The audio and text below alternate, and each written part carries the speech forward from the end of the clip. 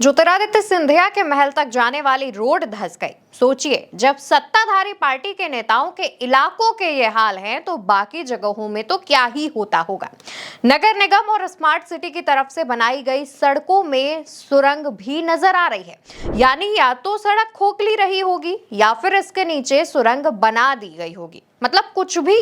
ये सड़क 1 महीने पहले ही बनी है दोस्तों, लेकिन कुछ घंटों की बारिश में इसका ये हाल हो चुका है। इस रोड को वीआईपी और महंगी महल रोड कहा जाता है, जो पिछले 10 दिनों में 10 बार धंस चुकी है। और इस बार भी जब धंसी तो उसके महज 1 महीने पहले ही इसका निर्माण किया गया था 19 करोड़ रुपए लगा करके।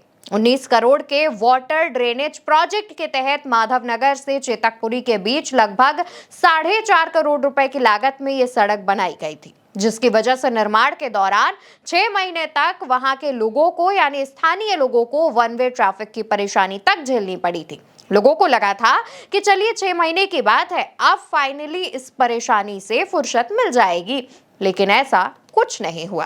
केंद्रीय मंत्री ज्योतिरादित्य सिंधिया के महल तक जाने वाली सड़क के धंसने पर स्मार्ट सिटी और नगर निगम के अधिकारी कुछ भी बोलने से बच रहे हैं। यानी कि पहले करोड़ों की सड़क बनाते जाओ और फिर अगर जरा सी बारिश हो जाए तो वो धंस जाए।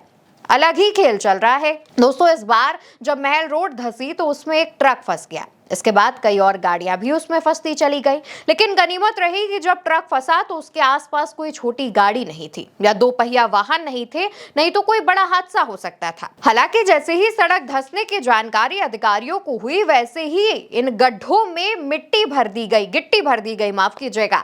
यानी कि जैसे ही सड़क धंसी, तुरंत अधिकारियों ने पहुंचकर अपनी इस गलती को छुपाने की कोशिश की, लेकिन गलती छुप नहीं पाई, क्योंकि सड़क के बार-बार धंसने की शिकायत के बाद ग्वालियर की कलेक्टर रुचिका सिंह चौहान ने 2 सदस्यीय जांच कमेटी का गठन कर दिया है, जो 5 दिन में अपनी रिपोर्ट सौंपेगी।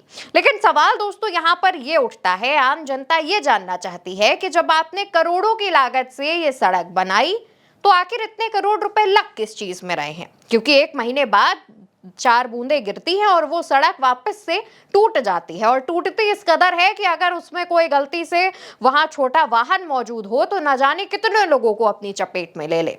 यानी सरकार जनता के पैसे को पानी की तरह बहा रही है, और जनता है टैक्स पे टैक्स भरती जा रही है कि सरकार उसके लिए अच्छी सड़क बनवाएगी, लेकिन सड़क के नाम पर आपको यहाँ गड्ढे ज्यादा मिलेंगे। यहाँ पर सड़क में गड्ढे नहीं बल्कि गड्ढों में सड़क आपको देखने को मिलेगी।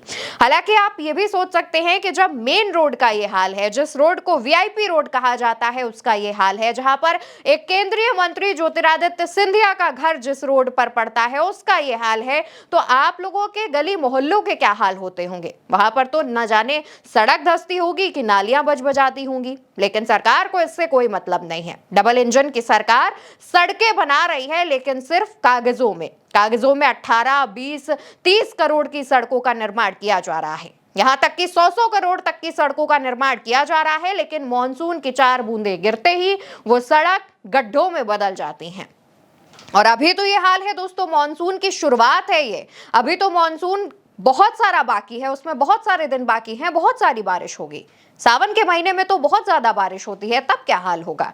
इस तरीके से अगर सड़कें टूटती रहेंगी तो सरकार सिर्फ यही करेगी कि सड़कें बनवाएगी, फिर महीने बाद सड़कें टूटेंगी और जनता का पैसा इसी में बहता रहेगा। फिलहाल दोस्तों अब रिपोर्ट सौंपने की बात आ चुकी है, कमेटी का गठन कर दिया गया है, फिर रिपोर्ट दी जाएगी। कहा यह जा रहा है कि ठेकेदारों का पैसा रोक दिया गया है, लेकिन इससे कुछ होता नहीं है, क्योंकि लगातार आप 18-20 करोड़ रुपए खर्च करके सड़क बनवाते हैं और उसके बाद फिर 18-20 करोड़ रुपए खर्च करके उसे दोबारा से बनवाते हैं। फिलहाल अभी तक इस मामले पर सत्ताधारी दल की तरफ से कोई भी जवाब सामने नहीं आया है। दूसरी तरफ विपक्ष अपना काम कर रहा है और मुखरता के साथ आम जनता की आवाज उठा रहा है और सरकार से लगातार सवाल पूछ रहा है। आप सरकार से क्या सवाल पूछना चाहते हैं, या फिर आप इस मुद्दे पर अपनी जो भी राय रखना चाहते हो उसके लिए आपको नीचे कमेंट सेक्शन खुला मिलेगा, वहां पर अपनी राय जरूर बताइएगा। फिलहाल के लिए इस खबर में इतना ही। नमस्कार।